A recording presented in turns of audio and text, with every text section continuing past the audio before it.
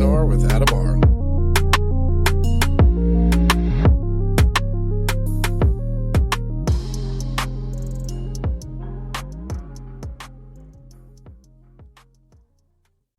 Welcome to 3PNR. I'm your host, Adam R. And joining me on this episode is Harley Black from Haunting the Haunts, Paranormal. How are you doing, Harley?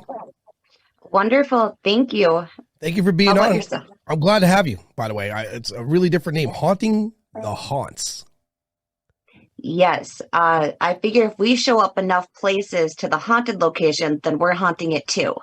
That's the approach I want to take. I'm going to eventually do a documentary. I tell people it's a lot. I'm going to run at the problem, right? Exactly. Well, if you're not running at the issue, then you're in the wrong field. Exactly. All right, so let's start with this. What put you on this path? Oh my gosh, we're just going to get right into my feels already, huh? Yep, right. Well, everything has an origin. I love knowing the origin. So a month before my 8th birthday, my mom died. Like to the day. She died October 12th. My birthday is November 12th. Huh. And then 2 years later, on my birthday, I actually saw a full-bodied apparition of my mom in my bedroom. And I froze. And I didn't say a word. And then she just disappeared. And ever since that moment, I've regretted not saying anything. Yeah. So it has been my mission in life to not ever let that happen again, and to hopefully see her manifest again. And at this time, I'll have a lot more to say. Yeah, you know, I hear that commonly, especially with relatives. It's like their final goodbye. It's their way of letting you know something, their piece. And you're not the only one to say that they were frozen by this and they didn't react to it. And I can see what you mean by that. You want to know, right? And you want to speak to her, and I get the idea of, like, I wish I would have said something. Exactly. Just give me one more chance. So yeah, that's where I'm at. So from that point on, you're out there, it got you deep into paranormal investigating? Yeah, I dove head first as a small 10-year-old with the little bear recorder with the microphone, and he had like the cassette tape in his tummy. Oh yeah. What was that? What was that called? There was a name for that thing. I have no idea. Teddy Ruxpin. Yes. Yeah. So I had one of those. And in my head, I figured I could just record voices that I couldn't hear. And I don't know where I got this theory from. At that point, there wasn't TV shows about the paranormal or anything. And I just thought there was going to be an EVP. And so I gave it a shot. And sure enough, I did catch voices that I didn't hear with my ear audibly. That's I hear that commonly too, especially at a much lower frequency. Yes. So in your field research so far, what have you come across that has you in a position of now, outside of the mom apparition, are there other things you've seen that put you in a position to say this, there's no doubt this is going on? I will give you a fantastic example. So we frequent the Sweets Hotel. It is in southern Minnesota, right like a half mile from Iowa. In Leroy, Minnesota. And we had heard that there were children there. And so all kids love to play games and they love to race, at least where I grew up.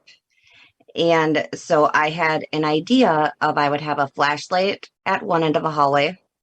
In the center, I would have a millimeter, which would register the electromagnetic field and go off with different colors and sounds. And at the very far end, it would be myself. And we were having the flashlight go off and then the millimeter, and then the child would come and give me a high five, run back, have to hit the millimeter, and then turn off the flashlight. And I would count out loud so that we could time them. Huh. We had this going on for literally 15 minutes, and it was the flashlight and the millimeter were going off so sporadically. Like, I had to tell the children like one at a time because I can't keep up counting if everybody's going at the same time. And then we got it right back to order. So that, this is turning fiction to fact. Yeah, I read that. I got you on LinkedIn, and it was talking about turning pseudoscience into science, and I agree with this 100%. It's all that science is measurable data repeated. Right. And This is measurable, dated, repeated. There's no doubt about it, especially with the millimeter giving us actual digital readouts of the electromagnetic field changing. yeah, it's again, glad you said it. I've spoken to Steve Murr. When you get an opportunity to listen to that episode, or I did a few episodes with Steve Murr. He's a parapsychologist. He everything paranormal, anything parallel to our normal. He looks deep into it. And I'm glad you said that. Trying to turn pseudoscience into a science. And that's what we should do. I don't know why there's not more universities that are putting more time and effort into this. And I assume that we're going to be soon. Only because we're experimenting now. We're going to be moving towards greater sciences, right? We're going to be using quantum science for one. Eventually, one of these are going to open that doorway, and it's going to be an undeniable realm at that time. Absolutely. They're putting enough money into extraterrestrial sciences and learning what else is out there in the galaxies. Let's look at home and explain what is going on here and what does happen to us. How can we get intelligent responses? Do you have a choice? There's 1.5 million questions I'm sure your entire audience could ask. And I want those answers. Same. And that's why I'm doing this. This is why I interview multiple people, different people, because I want to know. That's at the end. I think people misunderstand that I'm doing a podcast. I'm just trying to build this audience and make some money or whatever it is. I want these answers. That's what has me talking to people, build a network, and let me know where to go look and how to go look for better all. I think most of us just do this for free, to be honest, or we're actually paying out of pocket, to go to all these different locations or our hotel stays and our, gas and whatever. Most of us are paying for this out of pocket. None of us are paid. And it's something in our soul that just drives us. Right. And I'm glad you touched that too, because listen, some of these people in these bigger networks, fantastic things happen on that show, but we know, I know anyway, that a lot of that is, it's exaggerated, and it's because it's TV. And I understand it's TV. You want viewers. I get it. But oh yeah, definitely.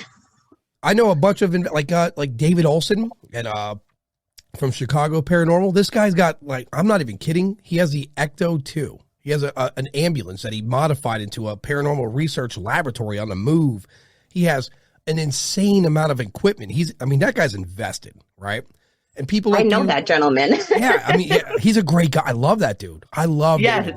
He's so enthusiastic and he's very open-minded. He's a cop too, by the way. So yes. When he was talking to me and he was showing me some of the images of what he had, I was like, oh my God, man, you're in. So people like him, when I see them, they're not making money on this. He so badly wants to know what's out there. He's invested himself pretty deep. And people like yourself, same, I'm going to eventually do a documentary. And absolutely.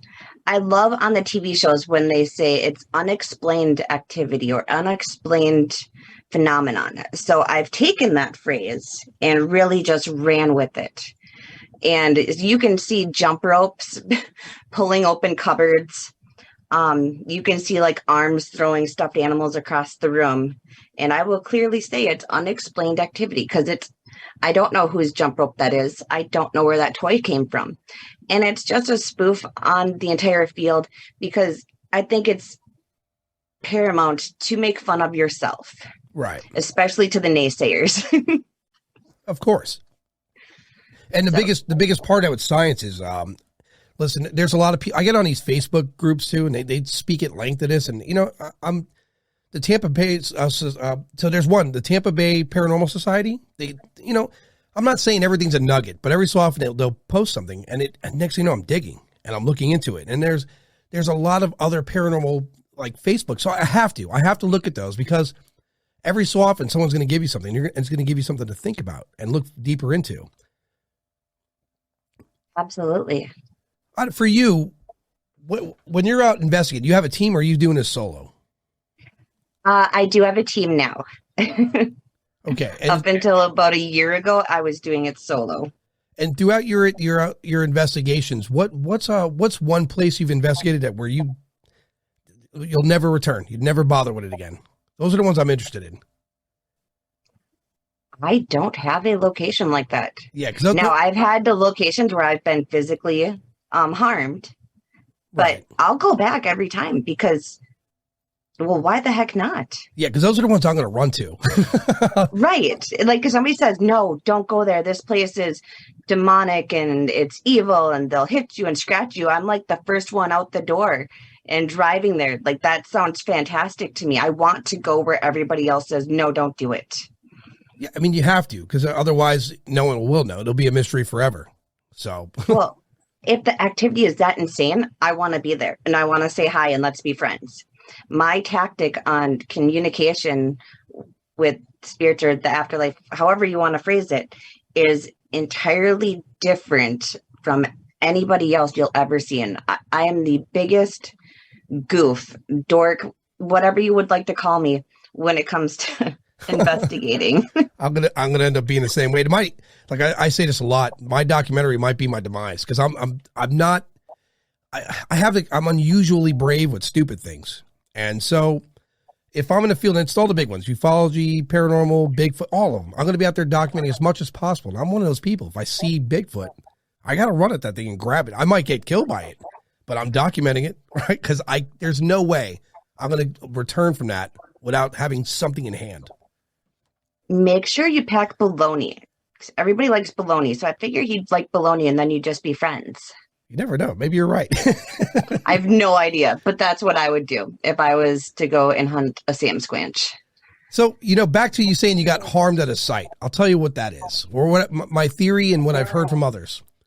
These are pure energy entities, right? And whether they want to touch you to be pleasing or they want to touch you to be angry, they're both going to feel the same. They have to manipulate energy to do it. It's not going to feel good either way. This was way back in the early first year and a half of my career. And I was watching TV and I was really ignorant and uneducated.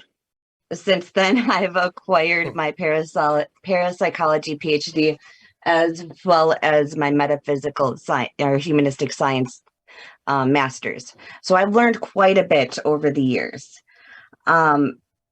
I personally believe that my vulgar provocation, just disgusting self deserved what was happened to me.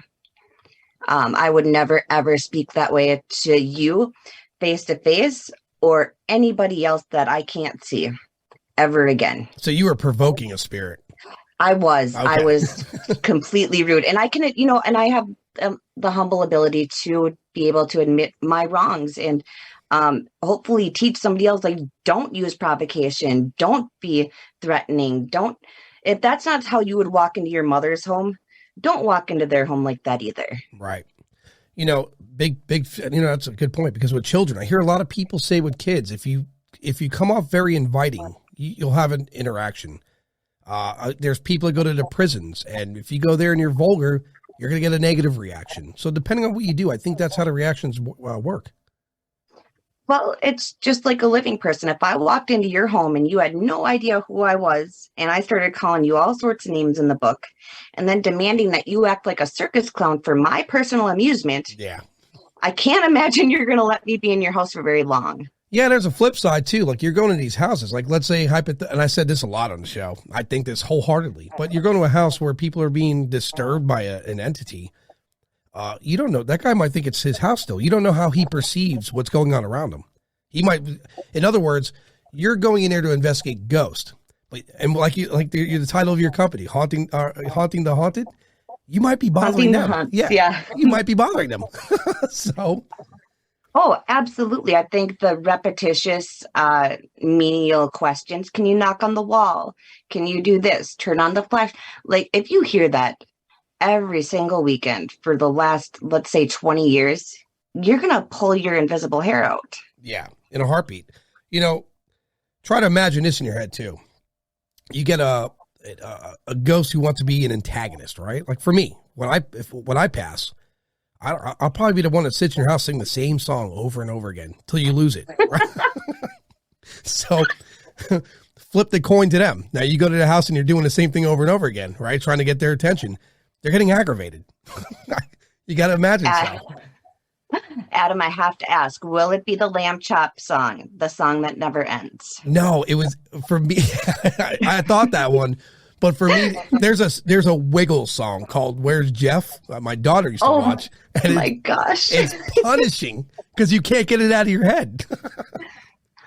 Oh my gosh, that or the Baby Shark song. Yeah, punishing music that's not even close to being something you would entertain yourself with, right? So right, at least Lamb Chop, I think at least I would sing along with the spirit that's saying that repeated music. At least till month 2 comes by and you start slipping into psychosis, right? Oh my God, let's hope. So moving forward for you on your investigations, do you have any big plans coming up? Anything you want to work on? Right now, I am working on a book about paranormal activity theories. And then I'm also setting up public tours that we'll be giving tours with my company, Haunting the Haunts, at the Sweets Hotel in Leroy, Minnesota. That place we have just been hitting up almost every other weekend. So 2-3 times a month, just trying to really build that rapport with the spirits so that when we show up with other guests, hopefully we can have some activity. Yeah, I don't think anyone ever heard anyone put it that way before. Building their trust, so this way when you bring guests around, it's not like who's this? What's going on? That's I never thought of that. I can literally say every place that I've been, I have gone to at least 20 to 30 times repeatedly, like months and months and months. And I have rapport with all of these different spirits at these places where they show up at my home and I don't even have any clue that I'm going back to these places, but they'll show up and it's like, okay, so I'm going back to Palmer's, or okay, I'm going back to Thayer's. And then I'll get a phone call like, hey, you're needed over here for whatever the reason is. Right. And so, I mean, the spirits they don't follow me home. They just show up right before I'm about to go back to wherever they are from. Are you, so when you do this, are you documenting like video and photos? I am, yes. My audiovisual tech, Bermuda, is currently in the middle of editing about 2 months worth of us over at Sweets. Wow. Is that something you're going to put on YouTube or like a... Yes, that is the idea. I think we're looking about hour-long episodes. And so we're working on a 14 episode, like first season, that we should be releasing here, hopefully very soon. Yeah, let me know about that. I'll watch and post. Thank you very much. Yeah, I mean, as I tour this country of ours to start, when I'm like people like you and some of the other people I've connected with over the course of time of doing a podcast, this is my network. This is where I'm going when I'm going to start my documentary, right? So your tours, I'll join. And, forgive me in advance, but if I see something, I'm running at it. Yeah. Oh, no, I would be happy to have a partner running with me because everybody else just kind of sits back and well, this stems from my childhood. Flashlights. yeah, this is from my childhood. Like I told this story before. I live in Florida, and at night, my friends and I, we were kids, we'd sneak out and play manhunt in the woods, right? We'd have our little team set up. And it's always, so there was one night where the moon was out, we're all by the park, and if you could envision, the park's in one place, and there's this big lake, like in the center here, and on the other side of some woods. And everyone in the group of us said they saw shadows on the other side of the lake. No questions asked. I mean, I had to guess, I think I was like 12. And I'm running across the lake, around the lake, as fast as full speed, because I got to see this. I got so upset that they saw it, I didn't. And I got there, and there's nothing. And then, there's that moment when you're walking back, and it dawns on you, like, you're in Florida, it's nighttime, there's gators, there's mosquitoes, there's snakes. Like, oh, my God. Didn't even think of it, just ran to go see the shadow things. What I never did think about is what happens if I get to it and it doesn't move? Start conversation, I hope. That's what I've done. I've walked out into hallways before, and there was like a dark mass that was covering up all the pop machine lights at the Palmer House in Sauk Center. And apparently, there's a million stories about how there's a demon in the basement, which we'll just let that set in because that's what's out there on media. Right. And so I walk up to it like, hi, I'm Harley. Who are you? And right behind me, I've got 3 of the event people that were there, like pulling me away from this black mass. Like, no, you can't go touch it. Like, well, why can't I touch it? That's what I do. I touch things. Yeah, I mean, that's science. Right? Yeah. I want to say hi. You got to get your hands dirty. Right. You can, like, I've got video online of from when I was at Thayer's, and Gus Thayer was the original owner and builder of the Thayer House. I believe it was 1907. Don't quote me on that year, but I actually have video of on the SLS camera, the structured light sensor, with him twerking with me. Wow. So, well, you got to get, here's what people don't understand. I think anyway, we have consciousness, we're intelligent, we have emotions, we have a psychology set, we have a personality, as is here, as is there. It's like a same trait, just the physical part of it's different, right? So there's got to be a psychology to these entities and a personality. Absolutely. Absolutely. I couldn't agree more. You know, here's a big thing too. Now I'll ask you about this, because this is something it's in my brain. My brain bounces around with theories and I'm always thinking out loud. So this planet's 4 billion-ish years old. It's an old planet. We have no idea what lived here prior to us that may have been an intelligent being, right? I mean, with dinosaurs, we do know about. The bones are large enough where it's unmistakable that they were a biological creature. Though some weird organizations would disagree, but we don't know what was here intelligent prior to us, like another civilization, or some of this darker energy might have been around, because consider the first billion years of the Earth. Not a very hospitable place for us per se, but we don't know what existed in that time. So how much of these energies that are floating around, like our energy, is kind of residual, still around? Exactly. So they said that the Velociraptor was extremely intelligent. They could communicate with each other. I want to see a Velociraptor ghost. Yeah, like an energy, I never thought of that either. Just like us, the big thing, and I talked to some of the afterlife people about this, but when you perish from this world and you're seeing your relatives before, you're in that moment where you're dying, you reflect on your life, you have time to see your relatives. They're there to be inviting. Alleged anyway. I don't know, but I'm just speculating. But these people that die like that, like a gunshot or a car accident, it's instant. And their energies they're still here in this state of confusion. Like, what just happened? And they're kind of trapped here in this in between. Or maybe there's the push, like me, for an example. I don't want to go. I want to stay here. I like this place. I'm obviously going to be the spirit hanging around. Same for them. I think you're right. A raptor spirit? Sure. If it died instantly, it has no idea what happened, its spirit could very well still be here wandering around in a state of confusion, or fully aware now of whatever it is, and it's okay with it. Got chicken spirits, actually chicken EVPs before. I've heard that. From the Stone Mill Inn and Suites in Landsboro, Minnesota. It was an old chicken processing factory place, from live chicken to, I guess, what you see at the grocery store, is from what I understand. And we were in the very bottom, basement room. And I caught chickens clucking after I went to Target and bought this chicken. Its name is Roxy. And it clucks and sings, and it bounces up and down, and then eggs roll out of its butt.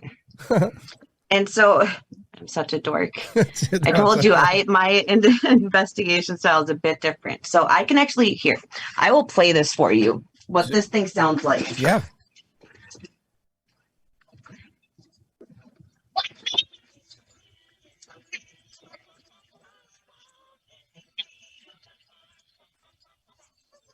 Oh my God. And they react to that. Oh my gosh. So this thing is white and polka dotted rainbow colors. Okay. Right. And it's bouncing up and down because I couldn't find anything else that was a chicken at the store. And so I brought that in and I put it in one of the old chicken cages. And sure enough, after the toy chicken shuts off, you hear a rooster in the background, roostering or doing the sounds. Right. You know, EVP. It's energy though. Like every living thing on this planet is formed from energy at a base. Right. And as it perishes, it will depart here as a form of energy. I have a lot of theory on how, I personally think our energy gets recycled or goes to the next plane, however it may work. But yeah, every living thing has an energy source. And so it would make sense that their energy source, like us, can be left behind. And triggered by toys. Yeah, it's good that you do this. Listen, you're experimenting. You're supposed to. It's science. Anyone I have this thing where people say they're, well, I'm an expert at this. Like, well, how? Like, I would prefer to be a student as long as possible, because then you're still trying to learn. Until the day comes where you have an apparition in your house and you're having full, like a conversation with them, interviewing them, it's hard to call yourself an expert, A specialist, sure, because you specialize in doing it. But what you're doing, right. I applaud that. You're actually experimenting and trying new things, and I think I agree with that. Yeah, I wouldn't call myself an expert by any means. I believe you should be a bit more professional than me, being an expert. But specializing it, I wouldn't even say that. I am just a girl out there just making a fool of myself and hanging out with spirits and just talking to walls. Well, someone's got to do it. I'm going to eventually do it because I'm dying to know answers. And I'm going to push till I find answers. So what locations have you come across so far in your experiences that have the most activity? And, expand on that. Brothels. Brothels. They are the most fantastic locations with, I personally believe, the best evidence. Brothels? Yes, wow. Like former brothels. Thayer's in Annandale, Minnesota was a brothel. The Palmer House in Sauk Center, all of these locations are in Minnesota, was also a brothel. Sweets, and next door to the Stone Mill in Landsboro was a brothel there for the chicken workers. Every single owner, I shouldn't say that, we'll say 90% of all of the owners that we encounter, the wives I have made to be women of the night, and then we will watch what happens on the SLS camera. Huh. I've got some very dirty SLS camera videos that I don't think I should even put out there. No, you should. Just because they're kind of provocative. Like, they're fully clothed, but I don't think the spirits really mind. I don't think they care. No. You're not going to take them to court, so. No, at the Thayer's in Annandale, we had the owner, Colleen, in one of the main rooms that was believed to be the main part of the brothel. She was in the hot tub, and we have a figure mapped on the SLS, following her from the bed to the hot tub, and then doing a pole dance on one of the pillars of the bed frame. So it's quite amazing sometimes what you get. Yeah, I mean, again, as is here, as is there. I mean, they don't know. I mean, it's perception. So in their eyes, that building is still a brothel. They're still in their time period, and they're still in the company of those that they were in the company with at that time. And that we have coins that were given to me by an old client that I had done some work with. His grandfather from World War II brought back some brothel coins from different countries, which were given to me because he didn't want them anymore. And so we bring those with us to these locations. Like, here, here's the coins she's bought and paid for. Do with her what you please. And it's very fruitful. Huh. So that gets a reaction, which I imagine it would, because that's their payday, right? I think they turn those coins in for pay. You turn them in for a woman. Oh, I see. So it's the guys that get the women. So they pay for the coins. I get it. Right. And then you bring up the coin to the whichever woman that you choose and give her that coin, because they're not trusted with actual money ever. Right. Right. And so then she's all yours for an hour. Brothels is not to get off subject, but why are these gone? They are not. You just have to go to Vegas. Yeah, but you're right outside Vegas. For every city, imagine the crime rate would drop. It would plummet, right? I would think anyway, right? There'd definitely be no rape. There'd be no reason. Unless you're poor. Or that, yeah. And you can't get a coin. But then I would just imagine more bank robberies, which, that kind of matches that time frame. Yeah, I guess you're right. You just need to rob a bank to buy a coin. Are you getting contacted? Let me ask you this. I ask a lot of the paranormal people this. Do you get contacted to remove spirits ever? Yes, I do. What are the measures for that? So there is no guarantee ever. Right. Like, I will not ever go into a situation and tell you absolutely 100% I can do this. No worry. It's leave me your house keys. But I will go in there and say I can try. And there are blessings that can be done that the Catholic Church uses when they're performing exorcisms, the blessings of the home, burning sage. But really, I mean, if a spirit wants to stay, they're going to stay. I would imagine eventually when science comes to the terms that apparitions are real, that they're going to start utilizing electromagnetic fields to start doing these removals, right? It's going to have to be a sign because not all spirits are good spirits. It's like here, not all people are good people. And above all, imagine having a priest going to do an exorcism on a spirit that predates religion. And he's saying these words and his spirit's probably like, what the hell is this guy talking about? You know? Like, so it's bizarre because, again, especially when I start reading about ancient Egypt and some of the things that the spirit world then, and there's so many parallels with that. How do you remove something that's 2 billion years old, an entity that's 2 billion years old, has no idea what our language means, period, right? Just hangs around. So eventually science is going to have to get involved, eventually. You know, let's hope so. I don't know.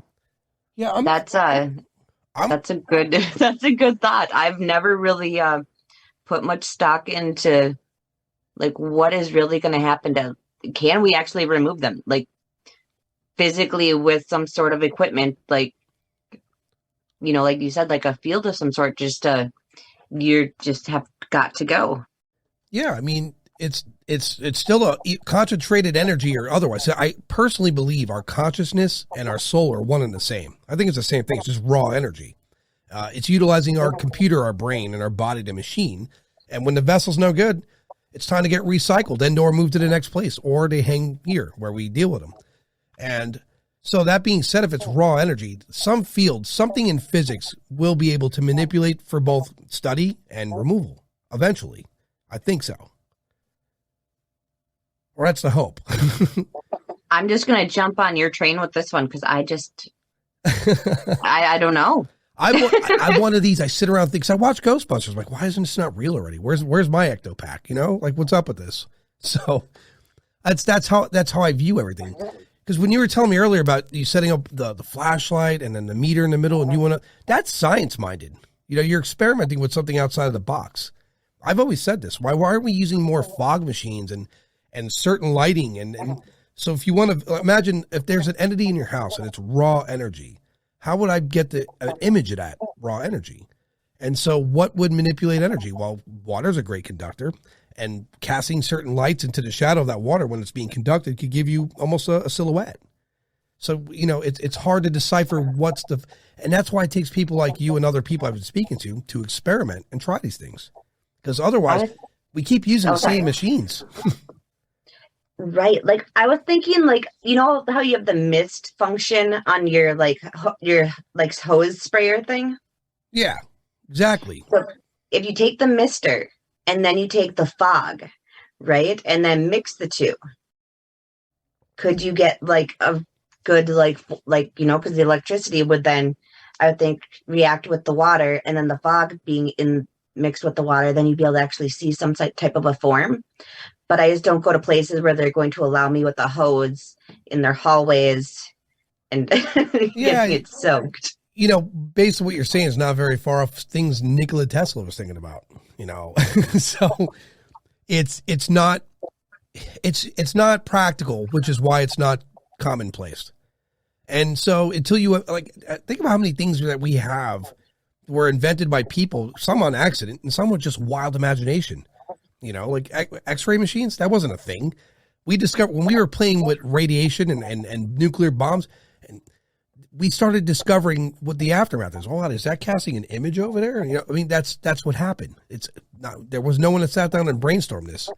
So sometimes you have to experiment with stuff to see what happens. And then you never know what results. You might be experimenting with something to find ghost and end up having a way to see clean through walls with some sort of physics. You don't know.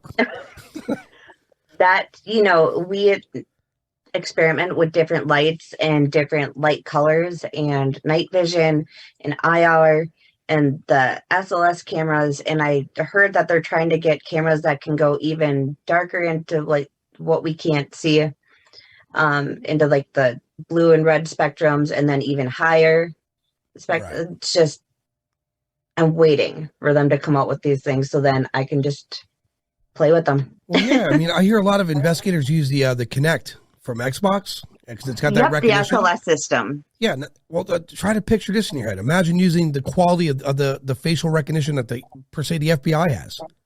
Forget it. Mm-hmm. Who knows? No one tries these things. I mean, there's even a story I read some time ago about one of the facial recognition machines at a building in some city. I don't remember. I wrote it down a long time ago. But anyway, it kept recognizing a face, and then they replaced it, thinking it was flawed. And then when they replaced it, the same machine, same location, was doing it again. And then it one day just stopped. But the point I'm making is maybe that entity got tired of going to that building, moved on to the next one. So I don't know. I make room for a lot of ideas. I think science has the capability of doing this stuff. So I agree. Yeah. So for you in investigating in the future, if you had to pick equipment, any equipment you could possibly have, what would it be?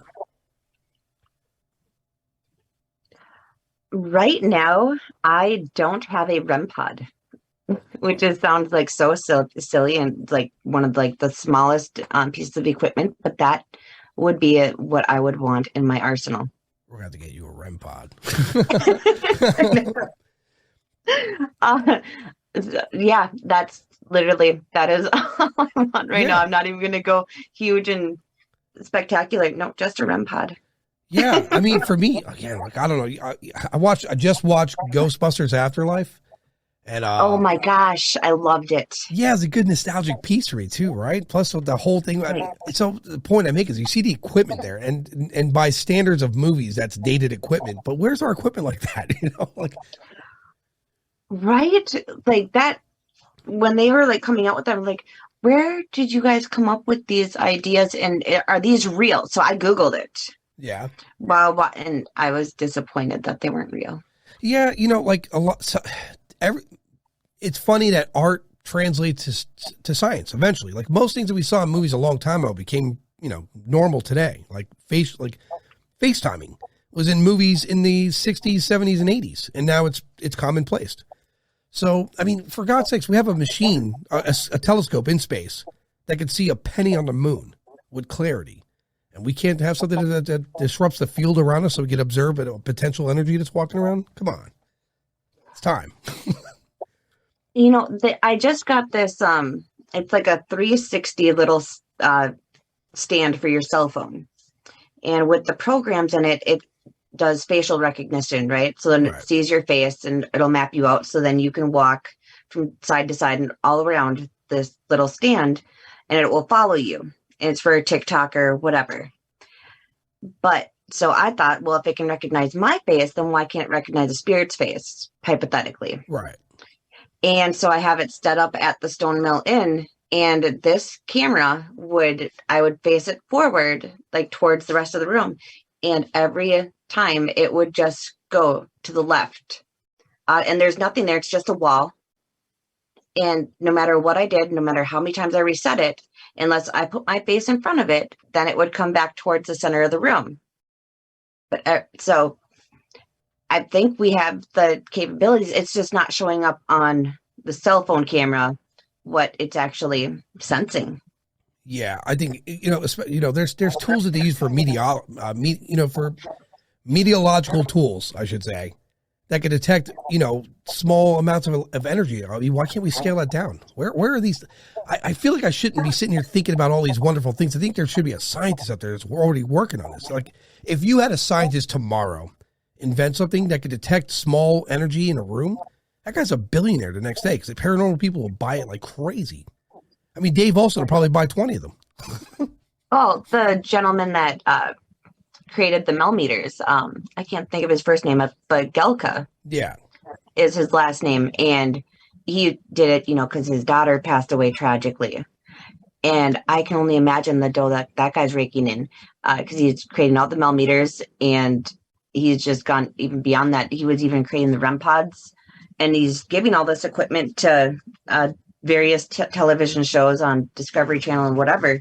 So I'm just not that good of a Well, I mean, you don't have engineer. to have, yeah, I mean, Benjamin Franklin was trying to figure out ways how to speak with the dead, right? This is a founding father of our country, was trying to figure out a way to speak with the dead. He had a thorough interest in that.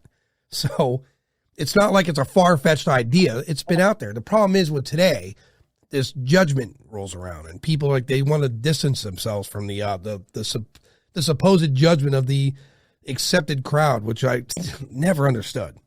Just go out there and learn, So again, when you're out there doing your investigations, you're hands-on, right? You're getting out there, you're trying to speak to them, you're doing the best you can to communicate. What's the lengthiest time you put into an investigation at a single time? 72 hours. Whoa. Straight. Yep. That was that one took me about a week to recover from. Just because, you do get drained. Yeah. Not only just physically, but emotionally. And it's a different drain from, not ever running a mile at school. And then that one time a year where you have to run the mile and you're like, oh my gosh, I think I might actually die. But it's like a soul draining for lack of a better word. Like, it's just everything. Like, you can't even move. And I think I slept for a good 24, 36 hours straight when I got back home from that one. Yeah. Was that a rewarding a bit of research? Did you get paid off for that time? Oh gosh, no. Yeah. No, I don't have like an actual like real job like the rest of America. This is what I do. And occasionally I will be compensated by different clients at their will. Right. But this is all that I do. So in that 72 hours, what did you discover? What did you come across? At that one, I was at Palmer House up in Sauk Center, and there's a little boy there that had perished on the stairwell, and I actually befriended him, and he followed me around that entire hotel for the entire 3 days. He was making balls roll on the ground and light up, like the bouncy balls that you can get at the store, like flash all different colors. Right. He was turning those on without the ball being bounced. He would roll the ball. And then in the video while I was there, you can actually see it's the best way to describe it is glitter floating in the air. And we just call them the sparkles. Huh. I've never seen them anywhere else except for Palmer's. And it is literally like white and silver glitter sparkles all around my face and up by the windows. Here, let me read this to you. I was digging for this as you were talking about it. There it is. This is back in October. Seemed like metal particles were in the air when I was recording, is how this gentleman said it. So that's the third time I've heard that. So it's not, everyone has a different experience, and who knows how they're manipulating the environment around you. But that's again, for 3 times, I guess 3 times a charm. So that sparkles like that metal, so for you, it almost like metal particles in the air, right? That would be an exact, yeah, glitter metal particles. However, we have to say it to humanize it. So all of this is an experience that we are just, as humans, trying to humanize as best as we possibly can, because we don't have the words in our language to describe what we have going on, like vibrations, for instance. Mm-hmm. Everybody experiences those differently, but we just say vibrations just as a common word, just so that everybody understands what in the heck we're talking about, even though I've not met one person that experiences vibrations in the exact same manner. Right. It's funny you say too, because again, Steve Murr, I had to shout out to Steve Murr. We were talking about frequencies and vibrations and how even from Steve Murr is big on investigating the paranormal, but he also thinks that there should be no gap between that and the ufology. There's a lot of parallels there. And in both cases, frequencies and vibrations play a role. And we're starting to, we're theorizing that they manipulate their travels with frequencies and vibration. Now, wondering if spirits do the same. They use a frequency or a vibration. I've heard the same terminology from afterlife people. Mind you, none of these people talk to each other. Roberta Grimes speaks about frequencies and vibrations, what levels you're on as far as the afterlife is concerned. So there's a lot of similarity. And maybe one day we sit down, examine all of it, and we come to a strong conclusion, I think. I think there are so many brilliant people out there that are investigating the paranormal. And I think they have Paranormal Con and so on, but not a function where it's, hey, buy all my stuff and here's a table full of crap. But you actually have just a conference room where people can just discuss this topic, kind of like what you have going on right now with your podcast, but face to face and actually really understand one another. And I think it would really just blow the paranormal field wide open with all of our crazy ideas. Agreed. And that's what a lot of people, some of the listeners I get, they don't realize what I'm doing. Again, I'm building a network. So when I travel to investigate these things, every stop I go to is going to be the big one. It's going to be ufology. It's going to be ghosts. It's going to be Bigfoot. If there's a chupacabra, I'm going to look for that too. Just to document it, right? Because I got to get to the. I'm not going to go there for a day and call it a quit. Every location is going to be like a 2-week stay. I'm going to examine every inch of the places I can, and podcast one way. Absolutely. What about Mothman? That one scares me a little bit. I'm not afraid of very many things, but that gives me so everything I've read about it and from what I've heard from some of the alleged witnesses, and it sounds like that thing does not operate within our physics, right? It's between parallels here. I have to.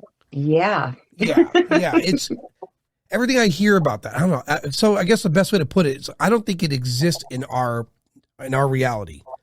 I think it's in and out of realities. And anything that's in and out of, like a spirit's ghost is here. We know it's here. Maybe it's coming or between realities as well, but we know it's tangible. This Mothman thing doesn't sound like it plays by any rules. Like even ufology, there's some kind of rules, even though it's supernatural to us. It's just that they have a greater technology. We don't comprehend it. Send a smartphone back to the 1800s, see how they work out with that, right? So, but the Mothman, that bugs me a bit. Everything I've heard about it seems to only appear where tragedy is just before and then not seen thereafter. So there's right. It bugs me. That one, there's another group I'm going to look into, and I've heard people, where is this? The witnesses, where they see these entities and where they see the entities, the day later a tragedy happens and then they're not seen again. Those bother me too. Inconsistent. They're just there to see the demise of something and then gone. What are you're okay with UFOs and aliens? Oh yeah. Yeah. I mean, after 2017 and the government released their videos of, the military aircraft videos, there's no denying UFOs are real. It's just what's behind the controls. Now that I don't know. I have theories, but I don't know. That's what scares me. I will run towards anything. I see a flying saucer, a Tic Tac, I don't even care what it is. I am running as fast as my little legs can take me, and I'm only 5 foot. So I'm like a quick little thing. There's no way. Aliens, that's out for me. I don't know. I would negotiate with them. If they came to my house right now and they're like, listen, man, we're going to take you. I'm like, hold on. Don't take me yet. Let's talk about this. You got all this technology. What do I get out of it? You could probe whatever you please. What do I get out of this? Make me smarter. Give me some knowledge. Make me taller. Construct me the right way where my immune system is perfect in every scenario or something like that. Because I would negotiate. They took me against my will and I woke up. I'd probably do the same thing. Like, all right, well, listen, let's talk about this. You already got me here. So let's figure out what I can get out of this, and I'll run along with the experiment. So I'd be okay with those. Ghosts, on the other hand, I would run towards one to document it. But then, like I said earlier, what if you get one in the house and it just all it wants to do is bother you, and you can't do shit about it? It's just going to sit there and bother you. You're watching a TV show and it's in here just going blah blah blah blah blah blah.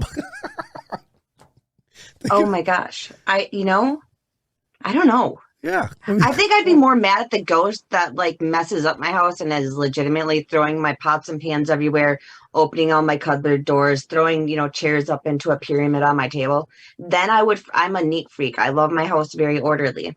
Yeah. I would have a spastastic attack.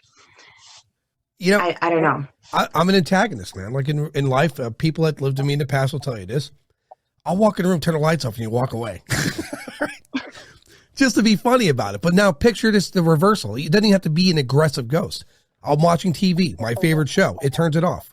I have to turn it back on. It turns it off again.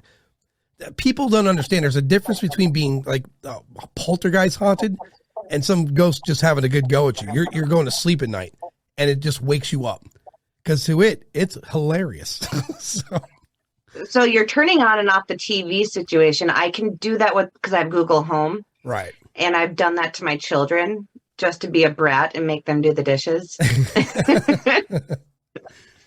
Yeah. And I'll shut off the internet on them. And yeah, but you're talking about a spirit that's like, it's at the money part of your show. You're about to get revealed who the killers and boom, TV's off. You're like, damn it.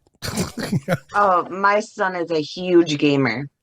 Oh. And he was in the middle of a match and I turned off the internet on him. And oh boy, did he have a heart attack. I'm sure explosions follow that. Oh yeah, it's double XP weekend, Mom. You have no idea what you just did. My kill streak. Okay, well, you should have done your chores and, you would have had, a kill streak. How do kids feel about the, how do the kids feel about the paranormal? What is their perspective? My daughter comes with me frequently on investigations. She likes to run the camera and stuff. Right. My son wants absolutely nothing to do with it. No, my daughter is 17. My son is going to be 21 here in about a month. And they're old enough to fully comprehend what Mom does. And it's really kind of funny seeing both their different avenues on it where he's like, nope, not whatsoever.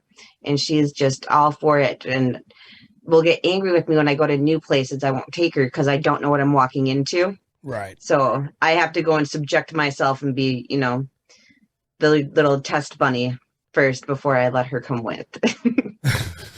So it makes sense. The son doesn't want to be bothered. He's like, yeah, whatever. If you find something, let me know. I'm busy.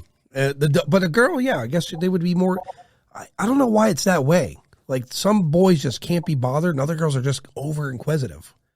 Or like, I'm not even kidding. One night I had my daughter, my niece, my nephews, where I was watching everyone. I don't know what made me possess me to think that was a smart thing to do is watch all these kids. And I was like, you know what? I'm going to watch a documentary. I put this documentary about aliens on, right? And I had them all frightened. I had them convinced that they could come at any moment.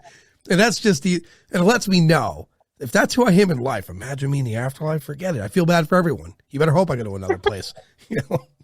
The trouble doesn't stop there.